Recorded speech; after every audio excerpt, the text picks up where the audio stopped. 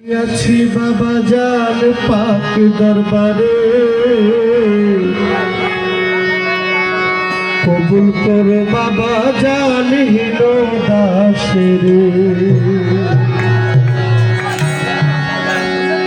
ওরে কবুল করো বাবা জান হীন দাসেরে, কবুল করো বাবা জান হীন দাসেরে, কবুল করো বাবা জান হীন দাসেরে। আসি বাবা জান পাক